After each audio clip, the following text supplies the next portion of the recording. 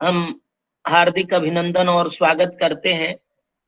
आज आप हमारे शंकर शिक्षा यतन के इस महनीय कार्यक्रम में उपस्थित होकर के हम लोगों पर आपने बड़ी कृपा की है।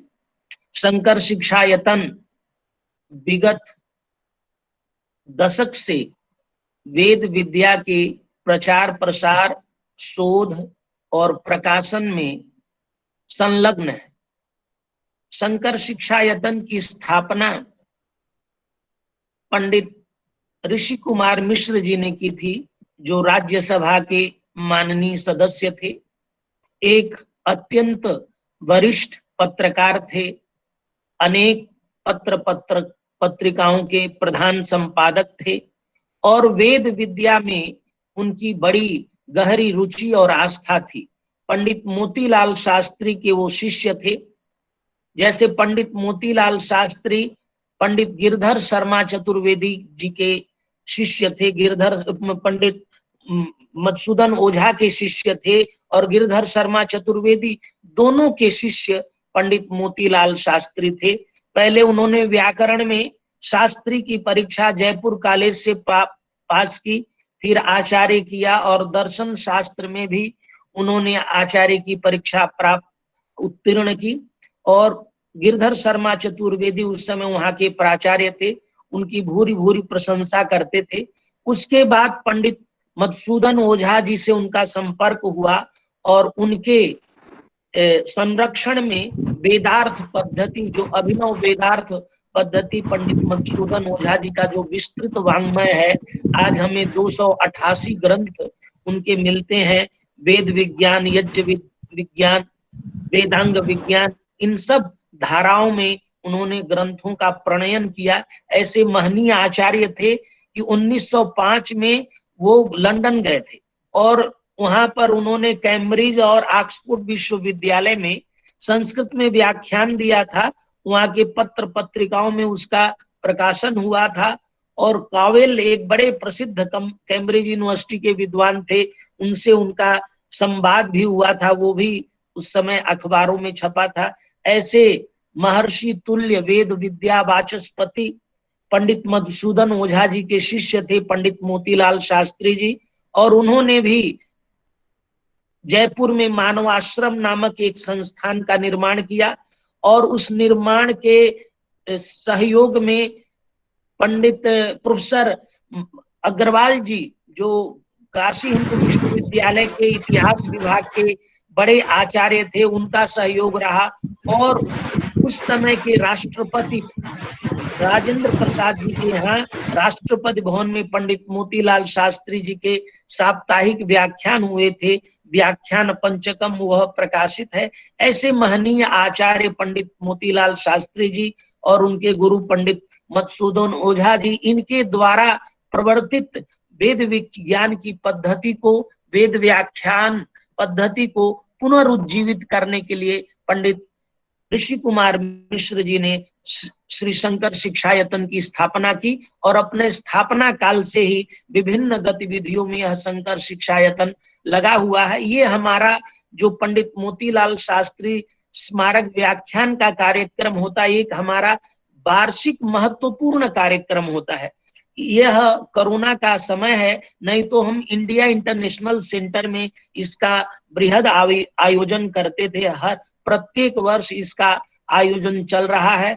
आज हमारा सौभाग्य है कि महनीय विदुषी व्याकरण शास्त्र के लिए समर्पित जीवन और एक ऐसी आचार्य जो पाणिनि की परंपरा की एक आचार्य हैं, जो पूरा एक अभिनव व्याकरण शास्त्र के अध्यापन की, शिक्षण की उन्होंने एक अद्भुत पद्धति आविष्कृत की है और संस्कृत जगत में इनके जैसा कोई और महिला विद्वान तो हो ही नहीं सकता, पुरुष विद्वान भी नहीं है। ऐसी महनीय आचार्य का मुख्य वक्तृत्व आज हमको सुनने को मिलेगा। मैं उनके प्रति अत्यंत कृतज्ञ हूं और उनका हार्दिक अभिनंदन और स्वागत शंकर शिक्षा यतन के तरफ से मैं स्वागत करता हूं और पौनः पुण्येन आपके प्रति कृतज्ञता ज्ञापित भी करता हूं कि आपने हमारे प्रार्थना को स्वीकार करके आज आप यहाँ उपस्थित हैं। इस कार्यक्रम के अध्यक्ष प्रोफेसर गोपबंधु मिश्र जी, जो व्याकरण शास्त्र के प्रथित विद्वान हैं। काशी हिंदू विश्वविद्यालय में आप आचार्य हैं और वहाँ विभागाध्यक्ष भी रहे हैं। इस समय वर्तमान में आप श्री सोमनाथ संस्कृत विश्वविद्यालय के कुलपति हैं और संस्कृत के लिए समर्पित जीवन है। आप पूरे देश भर में घूम करके, जा करके व्याख्यान के माध्यम से, संगोष्ठियों के माध्यम से, कार्यशालाओं के माध्यम से निरंतर संस्कृत विद्वानों और संस्कृत छात्रों को आप प्रेरणा देते हैं। आप हमारे अनुरोध को स्वीकार करके आज आप उपस्थित हैं। इसके पहले भी आप शंकर शिक्षा यतन के कार्यक्रम में उपस्थित थे।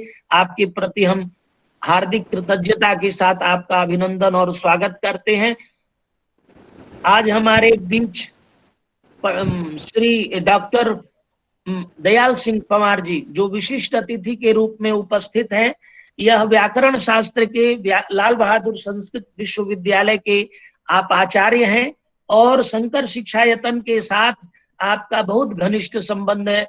अनेक कार्यक्रमों और गोष्ठियों में आप उपस्थित होते हैं।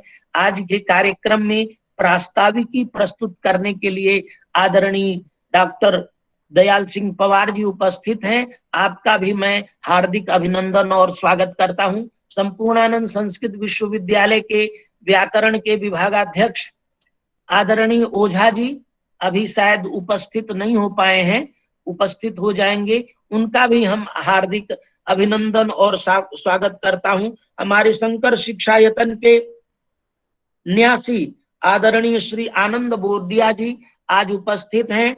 आपका भी मैं हार्दिक अभिनंदन और स्वागत करता हूं। और शंकर शिक्षा यतन की मुख्य अधिष्ठात्री, जिनके मार्गदर्शन में प्रबंध न्यासी आदरणीय श्रीमती रेणुका मिश्रा जी,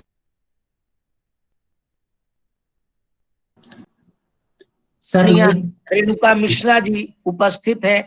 आपका भी मैं हार्दिक अभिनंदन और स्वागत करता हूं। आपके ही मार्गदर्शन में ये सारी गतिविधियां चल रही हैं। आप पंडित ऋषि कुमार मिश्रा जी की धर्मपत्नी हैं। पंडित ऋषि कुमार मिश्र जी ने सोचा था कि पंडित ओझा और पंडित शास्त्री, वो शास्त्री जी के 80,000 पृष्ठ है, जिसमें से केवल 40,000 पृष्ठ अभी प्रकाशित है। इन प्रत्येक ग्रंथों को लेकर के हम शोध करें, नए ग्रंथ का प्रणयन करें। इन सारी योजनाओं को लेकर के हम लोग लगे हुए हैं और आज यह हमारा वार्षिक स्मृति व्याख्यान का कार्यक्रम आज हो रहा है। इस कार्यक्रम में विभिन्न विश्वविद्यालयों के आचार्य, विद्यार्थी, शोध छात्र आज उपस्थित हैं।